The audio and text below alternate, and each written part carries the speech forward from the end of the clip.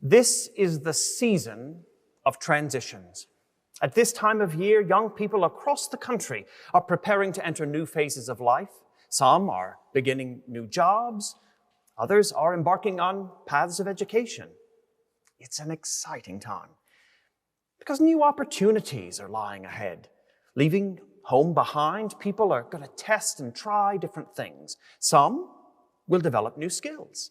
Some will travel, acquire new interests, take risks. And with any luck, folk will find the freedom to shape their identities based on their evolving aspirations and passions. It's a journey. It's a journey of exploration and self-discovery. Now, I sometimes meet these wide-eyed adventurers here in the cathedral or sometimes up the hill at the university. I'm delighted to talk to them. But I find myself talking to another group at this time of year, too. Unaccompanied parents. They've brought their children to begin a new voyage in Glasgow, and they come here to church or to the university to check things out. And the parents are sure that this kind of thing is perfect for Carl or Barbara.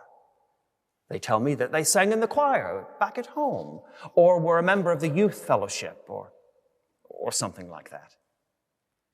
And I smile and hand them a bunch of leaflets and say I will be glad to meet them, knowing that, in fact, I might never. Well, at least, not very soon. I will see their parents again, however.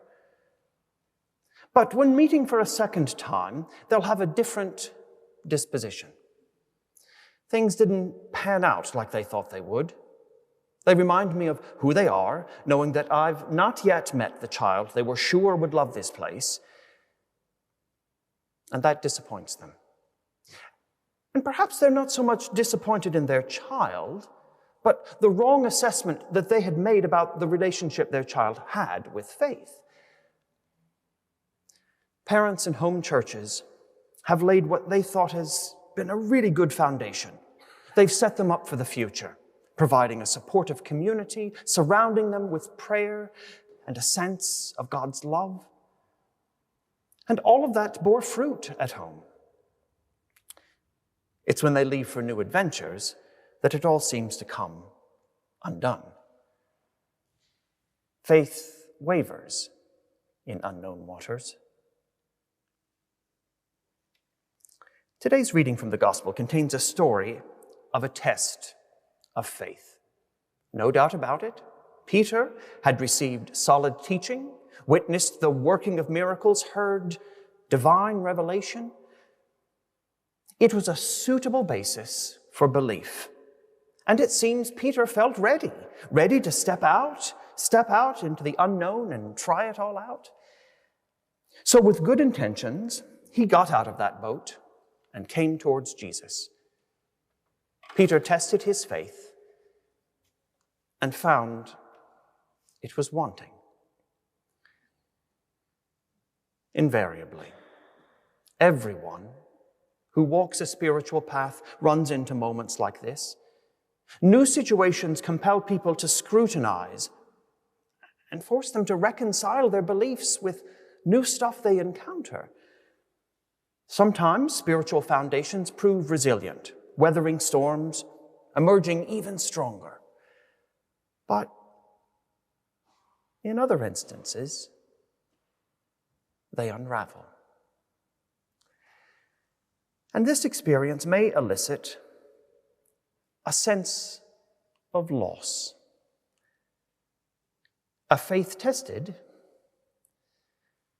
and found inadequate. Where have our convictions gone? Have we irretrievably lost them? Were we deceiving ourselves the whole time? But the gospel reminds us that faith's measure is not what saves us. It turned out that Peter didn't have the faith required to walk on water. Perhaps he thought he did. Maybe others thought he should have. But when stepping out into something new, Peter's legs buckled, and he began to sink. But that wasn't Peter's demise. Neither this time nor the many other times Peter's faith failed to carry him. In the storm, Jesus came, caught Peter by the hand, and scooped him up. Venturing into life's ocean, whether atop of the water or struggling just to stay afloat, you and I are not alone. Faith holds power, and it is a worthy pursuit.